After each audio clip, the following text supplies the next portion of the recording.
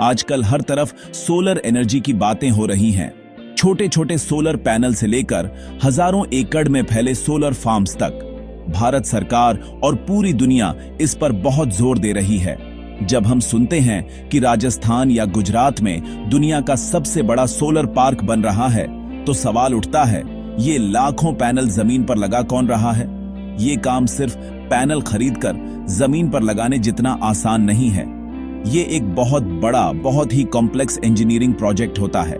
सोचिए, हजारों एकड़ जमीन पर लाखों सोलर पैनल, हजारों किलोमीटर तार और मशीनें जो डीसी को एसी में बदले, ये सब एक साथ मैनेज करना पड़ता है। अक्सर हम सोचते हैं कि सोलर पैनल बनाने वाली कंपनियां ही सब कुछ करती हैं, लेकिन असली हीरो वो ईपीसी कंपनियां हैं जो खाली जमीन को पावर प्लांट में बदल देती है।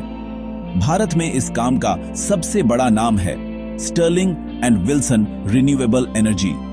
इन्होंने भारत ही नहीं, पूरी दुनिया में बड़े बड़े सोलर पावर प्लांट बनाए हैं। इनकी कहानी सिर्फ एक कंपनी की नहीं, बल्कि भारत की ताकत की कहानी है, जो आज ग्रीन एनर्जी का भविष्य लिख रही है। ये सफर दिखाता है कि बड़े सपने और उन्हें हकीकत में बदलने के बीच मेहनत, डिसिप्लिन और रिस्क का फासला होता है। चलिए जानते हैं कि ये सोलर रेवोल्यूशन जमीन पर कैसे उतरता है। स्टर्लिंग एंड विल्सन कोई सोलर पैनल बनाने वाली कंपनी नहीं है। ये एक ईपीसी कंपनी है, इंजीनियरिंग, प्रोक्योरमेंट एंड कंस्ट्रक्शन। आसान भाषा में ये कंपनियां खाली जमीन लेकर उसे पावर प्लांट में बदल देती हैं। सबसे पहले आता है ई यानी इंजीनियरिंग। पूरे प्लांट का डिजाइन, पैनल का एंगल, वायरिंग, ट्रांसफार्मर की जगह, सब कुछ प्लान करना। फिर पी यानी प्रोक्योरमेंट। सोलर पैनल, तार, इन्वर्टर, ट्रांसफार्मर, सब कुछ दुनिया भर से सही दाम पर खरीदना। और सबसे मुश्किल सी यानी कंस्ट्रक्शन। सारा सामान साइट तक पहुंचाना, जमीन समतल करना, स्ट्रक्चर खड़ा करना, लाखों पैनल लगाना, वायरिंग करना और सिस्टम चालू करना। स्टर्लिंग एंड विल्सन का असली काम है इन तीनों को एक साथ मैनेज करना, यानी एक टर्न की सॉल्यूशन देना। पैनल बनाना एक हिस्सा है, लेकिन असली चुनौती है इन सबको जोड़कर एक चलता फिरता पावर प्लांट बनाना। यही वजह है कि स्टर्लिंग एंड विल्सन जैसी ईपीसी कंपनियां सोलर रिवॉल्यूशन की असली हीरो हैं। EPC model Sterling and Wilson के बिजनेस की आत्मा है। जब कोई कंपनी सोलर प्लांट बनवाना चाहती है, तो ईपीसी कॉन्ट्रैक्ट के लिए बोली लगती है, जिसका ऑफर सबसे अच्छा, उसे काम मिलता है। यह फिक्स्ड प्राइस कॉन्ट्रैक्ट होता है। अगर लागत बढ़ी तो कंपनी को ही झेलना पड़ता है। सबसे पहले साइट का सर्वे, जमीन कैसी है, पानी, सड़क की सुविधा, सब कुछ चेक होता है। इंजीनियरिंग टीम कंप्यूटर पर पूरा डिजाइन और ब्लूप्रिंट बनाती है। हर पैनल, हर तार की जगह तय। प्रोक्योरमेंट टीम दुनिया भर से सामान खरीदती है। पैनल चीन से, इन्वर्टर जर्मनी से, स्टील भारत से। सामान साइट तक पहुंचाना भी एक बड़ी चुनौती है। कंस्ट्रक्शन शुरू होते ही हजारों मजदूर और इंजीनियर दिन रात काम करते हैं। जमीन तैयार, स्ट्रक्चर खड़े, पैनल लगते हैं, वायरिंग होती है। आखिर में प्लांट को ग्रिड से जोड़कर कमीशनिंग होती है। यहीं ईपीसी कंपनी का काम पूरा होता है और मार्जिन बहुत कम होता है। स्टर्लिंग एंड विल्सन ने भारत में ही नहीं, बल्कि दुनिया के 25 से ज्यादा देशों में सोलर प्रोजेक्ट्स बनाए। मिडिल ईस्ट के रेगिस्तान, अफ्रीका के दूर दराज इलाके, लैटिन अमेरिका और साउथ ईस्ट एशिया, हर जगह नई चुनौतियां थीं। कई बार उन्हें खुद सड़कें बनानी पड़ी, सामान पहुंचाना मुश्किल था, मौसम और भाषा की दिक्कतें थीं। इस ग्लोबल सफर ने स्टर्लिंग एंड विल्सन को दुनिया की सबसे बड़ी सोलर ईपीसी कंपनियों में ला खड़ा किया। एक समय था जब दुनिया के हर 10 सोलर प्लांट में से एक स्टर्लिंग एंड विल्सन बना रही थी। ये भारत के लिए गर्व की बात थी। लेकिन हर नए देश का मतलब था नए नियम, नई करेंसी, नया रिस्क, कई बार राजनीतिक अस्थिरता या करेंसी गिरने का डर।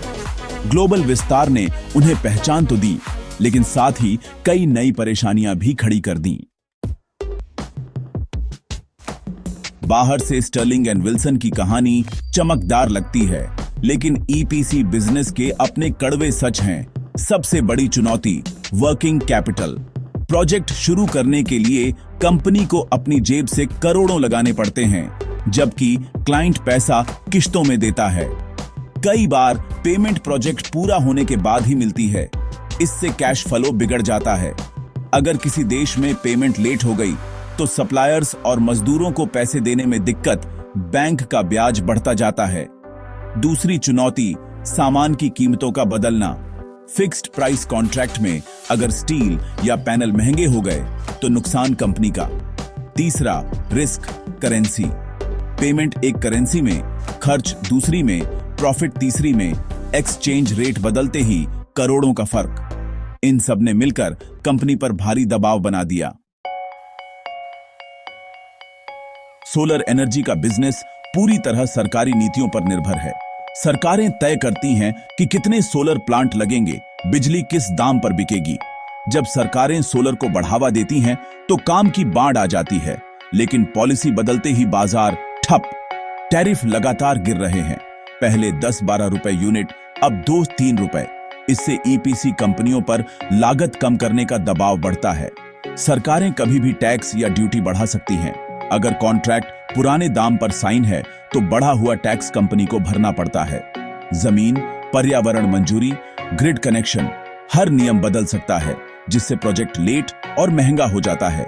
टेक्नोलॉजी तेजी से बदलती है।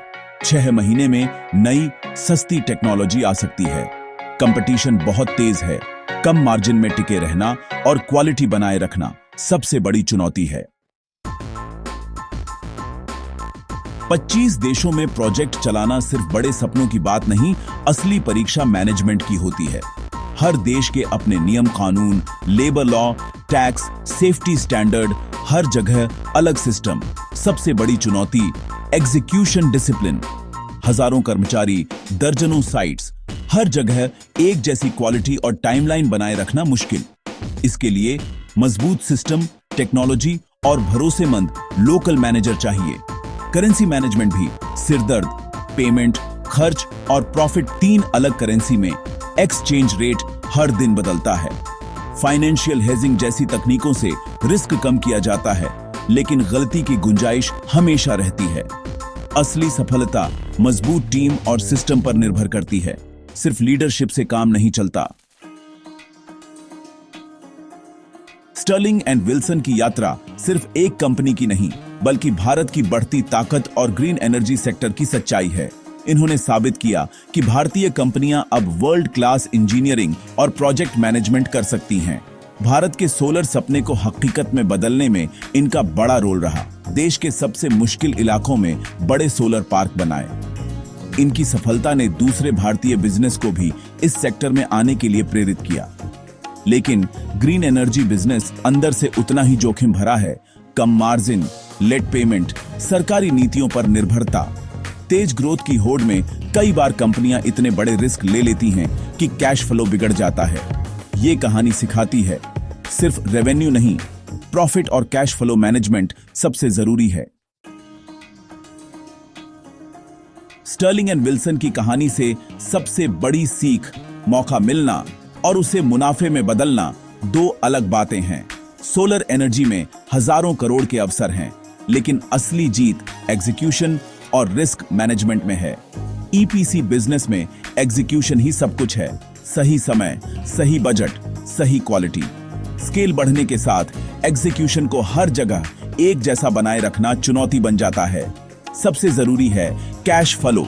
रेवेन्यू दिखावा है, प्रॉफिट समझदारी, लेकिन असली चीज हाथ में रखा कैश है। ग्लोबल ग्रोथ की चकाचौंध में कैश फ्लो मैनेजमेंट को कभी नहीं भूलना चाहिए।